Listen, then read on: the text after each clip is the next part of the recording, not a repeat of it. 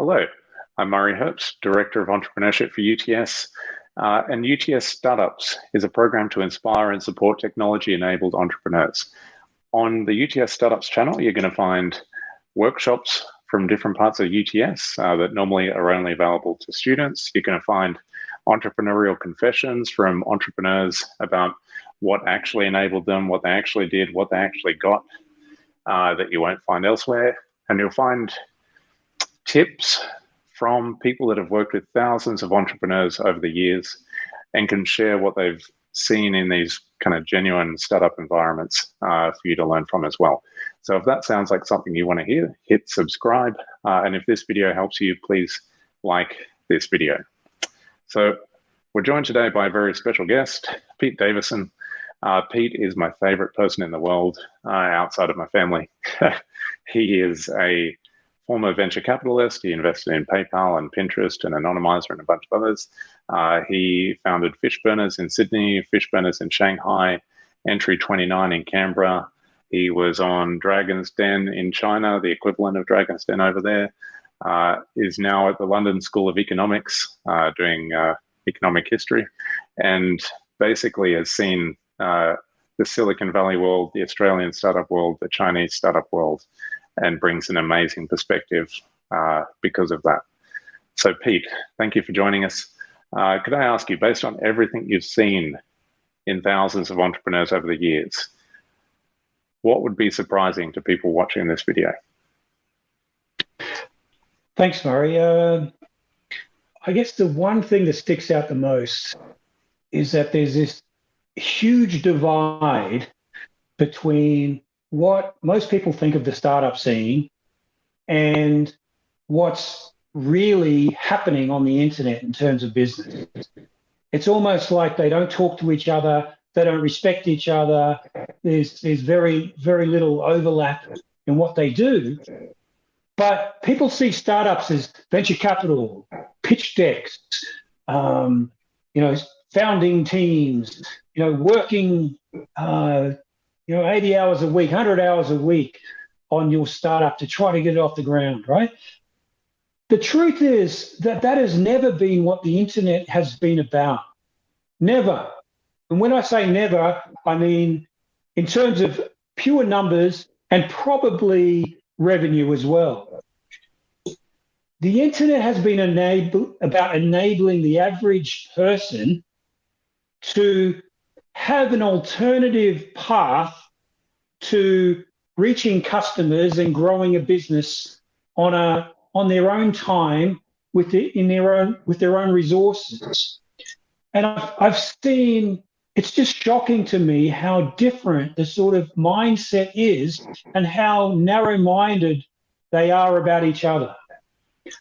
What I've seen that I think people would be surprised by are people that aren't guys like Mark Zuckerberg. These are people who sometimes don't even have university degrees, sometimes a tradesman, but they have a bit of spark about them.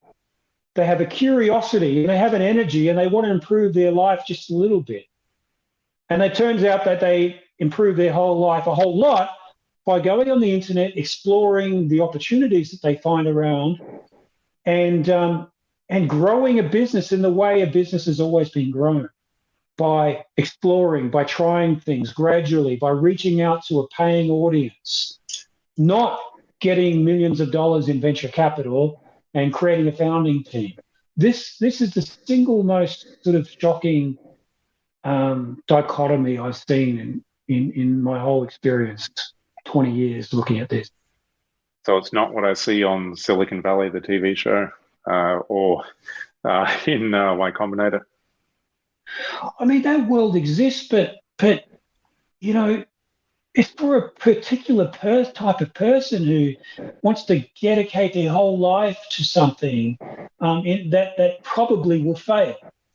Not their whole life, dedicate 5 years of their life non-stop to something, but their whole time to it and their whole energy, with no sort of work-life balance as we saw in the TV show. It's nothing. It is like that in Silicon Valley in many cases. But what I'm trying to say is the world is not like that.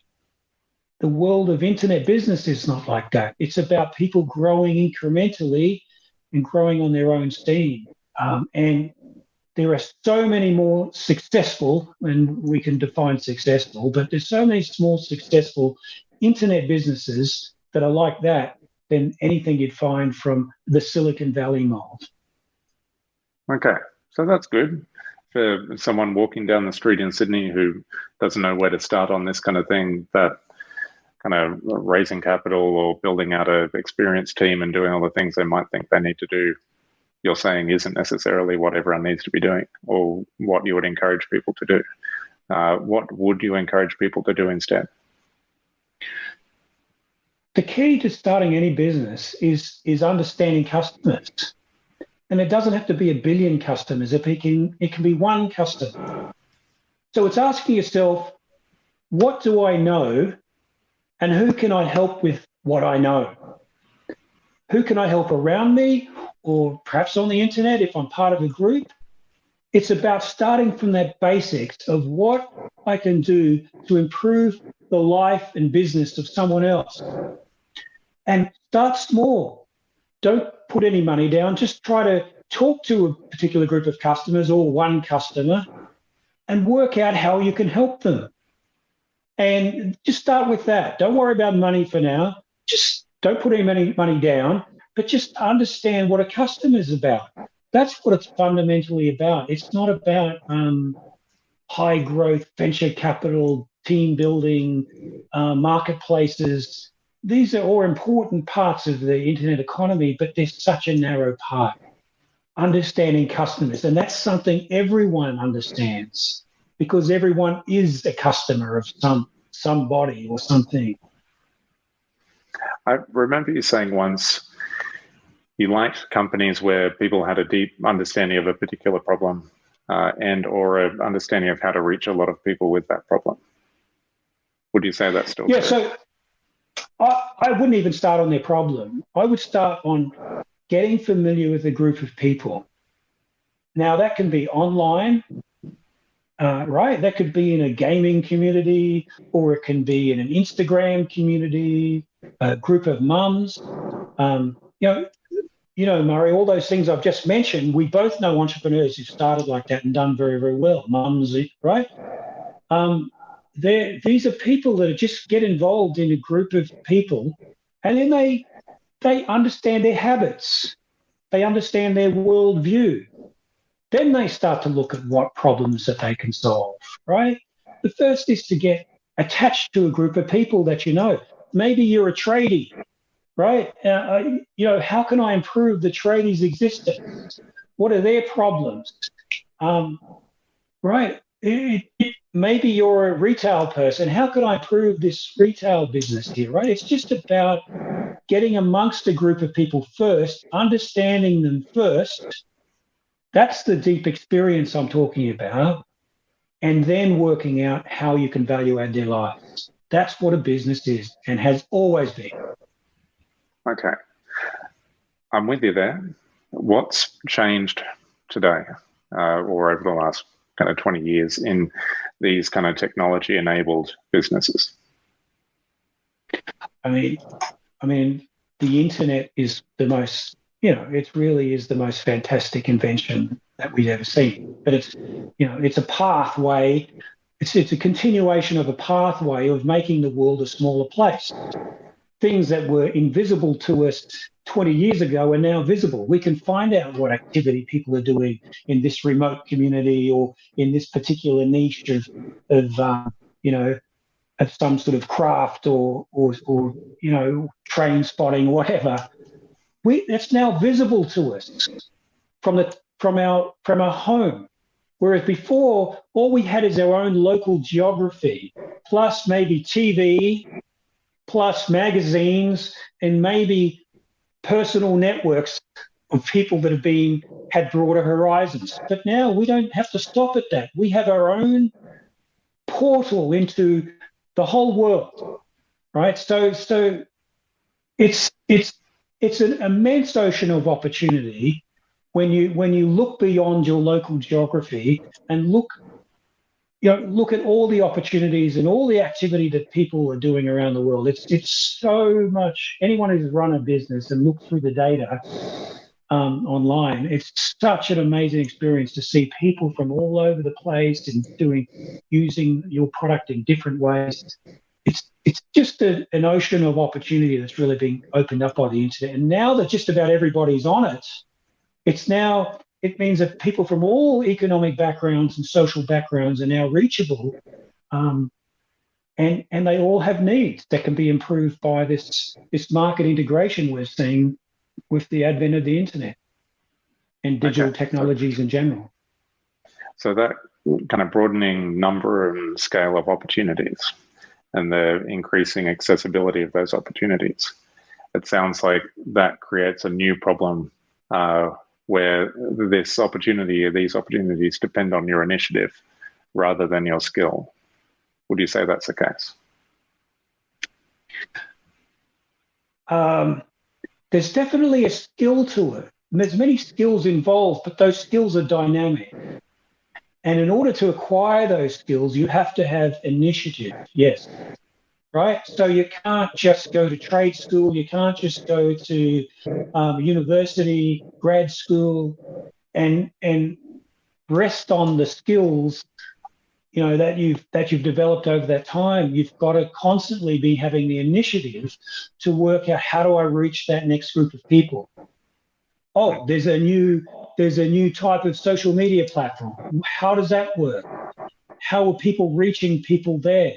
It's a constant upgrading of your skills, but it's something that, you and I have both seen a diverse range of people with different talents and backgrounds conquer, right? It doesn't require tech ability. It doesn't require, being top of your class. It just requires a real curiosity and a sort of dogged determination to really work out who's winning and why, and then trying to emulate that to start with and improve on it gradually. That's the formula that you and I have both seen work many, many times. This is the thing. It's seeing the number of people that have come through places like Fishburners and UTS startups and other places. People that walk in with a musician's background, or literally a homeless person, or someone that's escaped a bank because they were suicidal and didn't want to work in a particular bank anymore.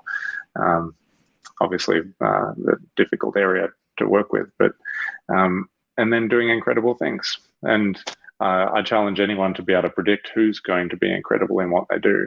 I don't think that's something that's remotely possible for people to do, but in consistently their initiative in saying, yes, I will do this, and I will surround myself with entrepreneurs who I might be able to learn from that are doing similar things to what I want to do, and their determination to teach themselves what they need along the way worked out.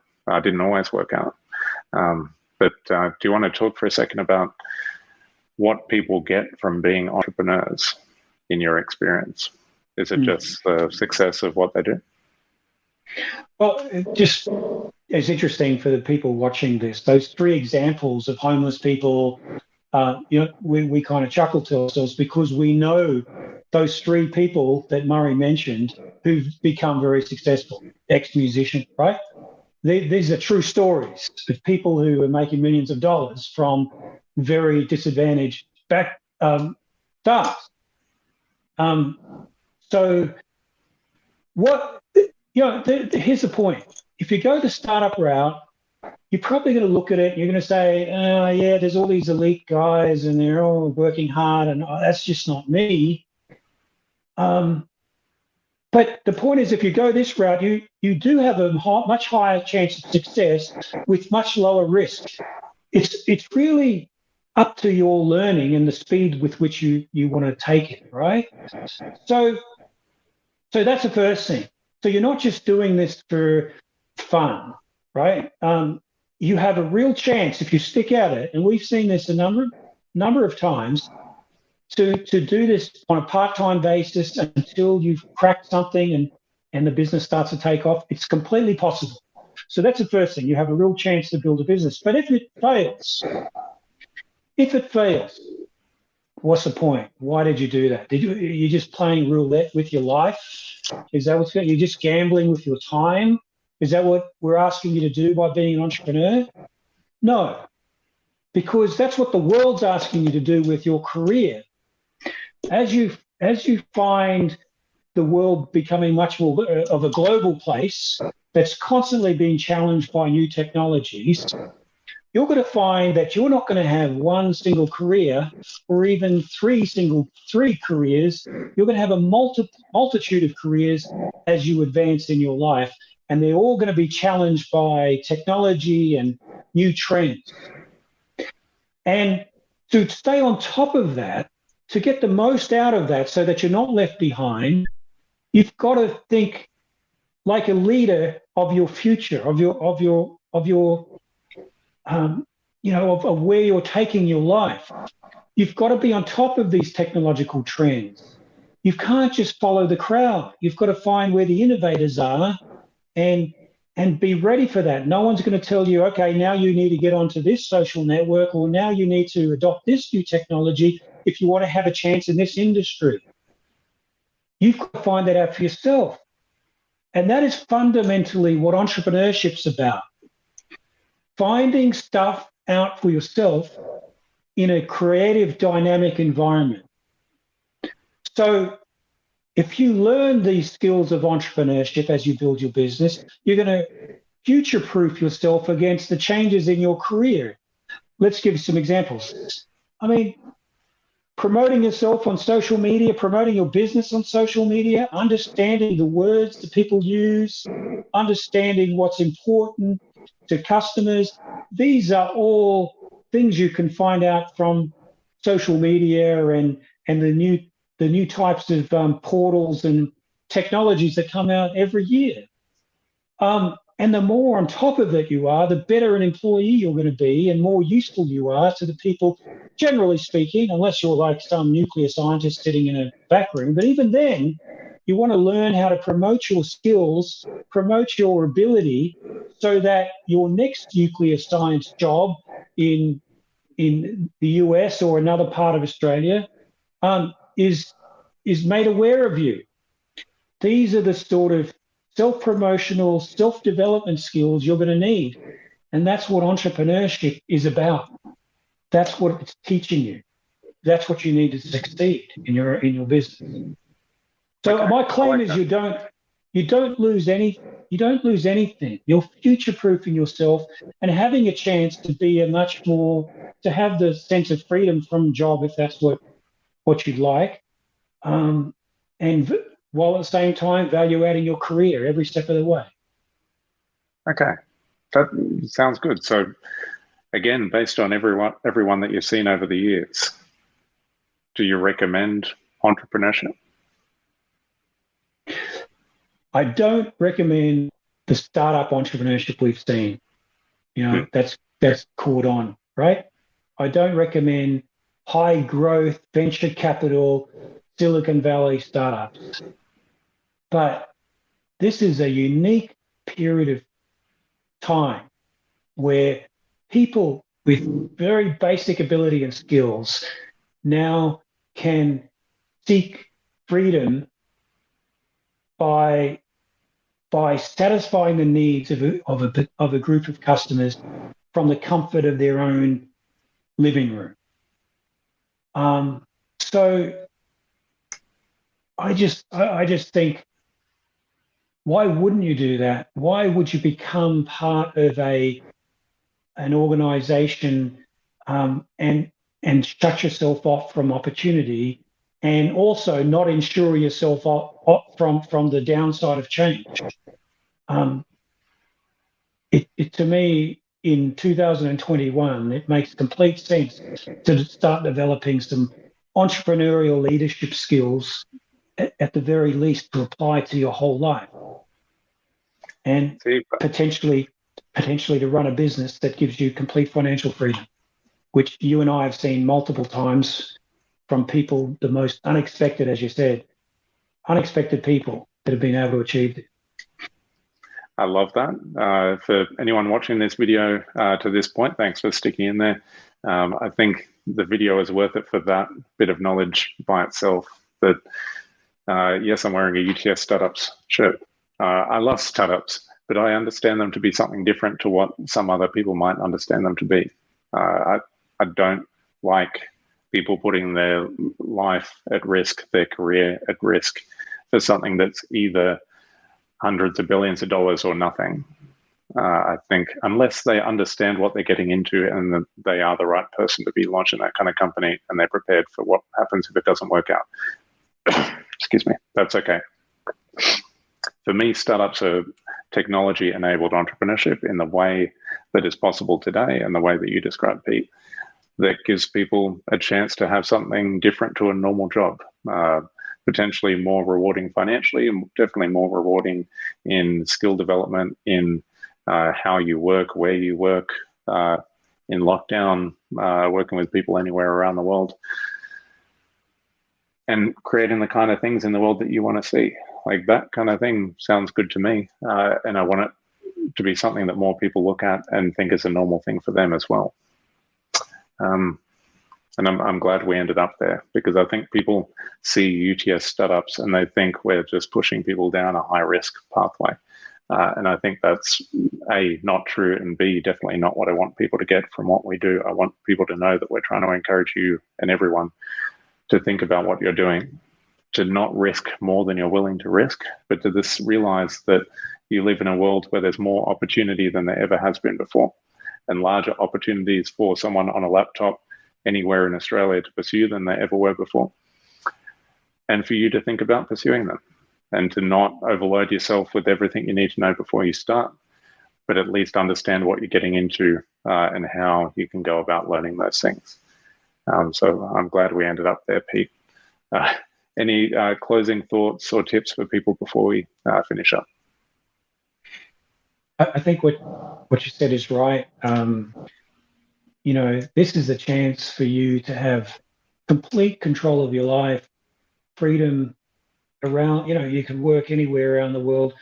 And we're all a little bit worried about COVID at the moment, and what that's going to mean for us. It may all blow over, or it may become worse. In either case, what we're seeing with COVID is a shift more online, more of business, more of education is going to move online, and that's going to open up far more opportunities for all of us. So in another sense, you're future-proofing yourself against any adverse effect of COVID. In fact, it might actually be my prediction is going to be a very positive effect for the economy as we move business and other processes online. So no downside, almost, pretty much. No downside eventually. And thank you for joining us live from Canberra. I will say our videos are not well produced, but I think the content is good. And if you'd like to see more content like this, hit subscribe on the video that you're watching. If it's helped you, hit like and consider sharing it. Thank you very much, Pete. Love your work and really appreciate your help today. Thanks, Murray. Good luck, everybody.